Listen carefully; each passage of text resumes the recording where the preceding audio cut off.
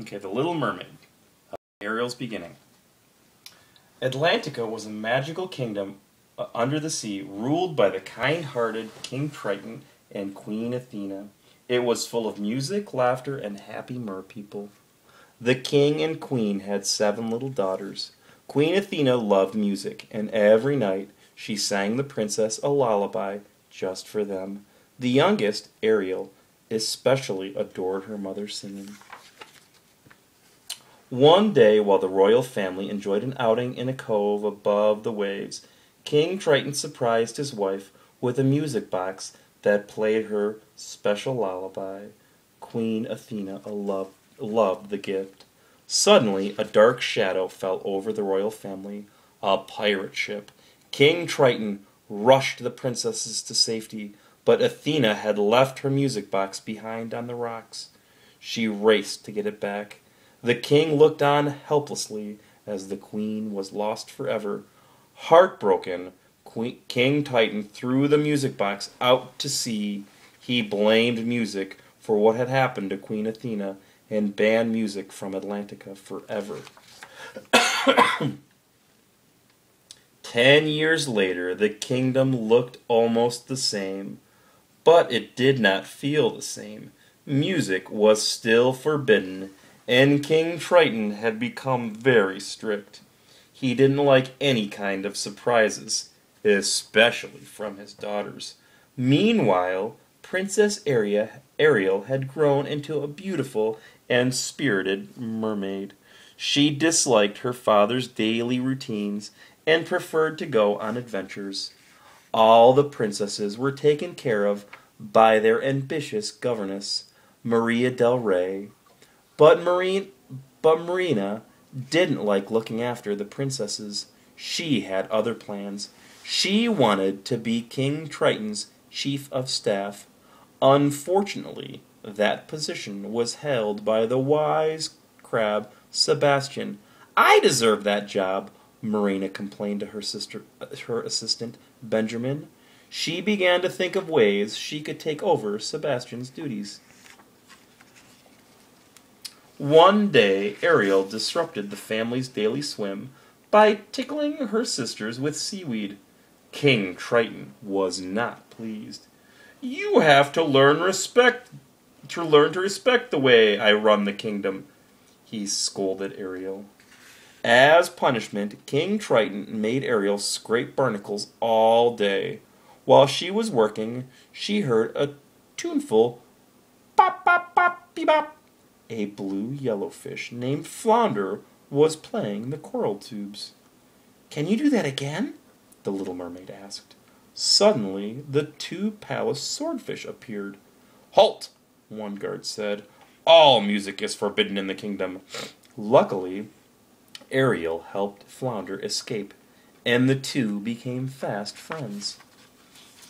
That night, Ariel spotted Flounder swimming past her bedroom window.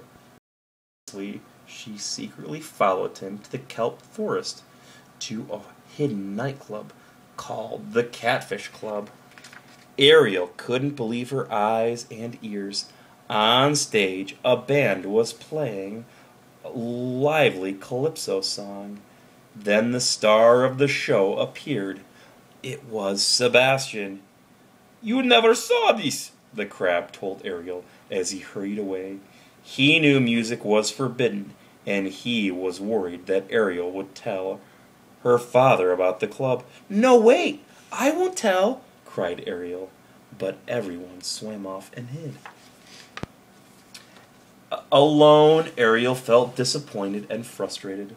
Her tail accidentally brushed against a brass string. She loved the sound. Soon she was playing the instrument and singing. Flounder, Sebastian, and the band came out of hiding when they heard the little mermaid's beautiful voice. Realizing how much Ariel loved music, Sebastian made her take the musician's oath. "Do you promise to jump, jive, wail, groove, and rock steadily, and at all times lend helping hand to your fellow music lovers?" "I do," Ariel promised. The next day, Ariel's sisters found out about the secret adventure. They wanted to go to the Catfish Club too. That night, Ariel took them to the Catfish Club. The princesses were having so much fun, they didn't notice someone spying on them. It was Marie Del Rey. She couldn't wait to report everything to King Triton. He was furious. "I will not have music in my kingdom," he shouted. King Triton destroyed the Catfish Club. Then he had Sebastian, Flounder, and the band thrown into jail. Just as she had planned, Marina became the new chief of staff. Ariel felt very sad when she saw her friends behind bars, so she secretly freed Sebastian, Flounder, and the band. Without music, this place just isn't home. Together, they all decided to run away and never to return to Atlantica. Back at the palace, King Triton discovered that Ariel and Sebastian were missing. He had worried and ordered his guards to find them and bring them back. But if Sebastian returned, Marina thought she might lose her new job. "What are you going to do?" asked Benjamin. "Whatever it takes to get rid of Sebastian," said Marina. "But what about Ariel?" Benjamin replied. You're right. She'll tattle. She'll have to be gotten rid of too." With her evil pet eels, Marina set off after Ariel and Sebastian. Far from Atlantica, Ariel spotted something shining in the rocks at the bottom of the sea. It was her mother's music box. From so many years ago. "When your mother died, the whole kingdom was heartbroken," Sebastian told Ariel. "The heart that never healed was your father's." "He's forgotten what it's like to feel happy. I'll have to bring this back to him." Ariel, Flounder, and Sebastian decided to return to Atlantica. Along the way, they swam right into Marina and her eels. "Sick 'em, boys," said Marina, who was dressed in full battle gear. The friends tried to escape, but they were surrounded. Luckily, the rest of the band arrived just in time. They had remembered their oath to always help out a fellow musician. "I've won!" said Sebastian yelled, as he trapped Marina inside a coral tube. "It's not over," shouted Marina.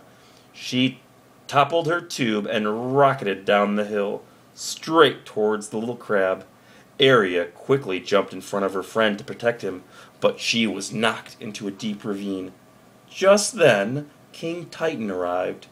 Seeing his daughter in danger, he rushed to save her.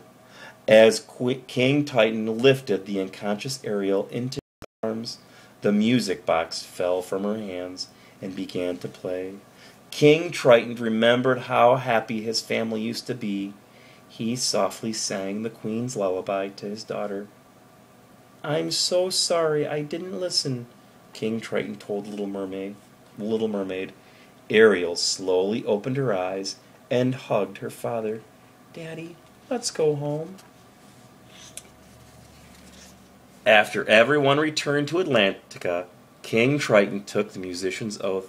"I hereby declare that music will once again ring from one end of my kingdom to the other," King Triton announced. Everyone cheered.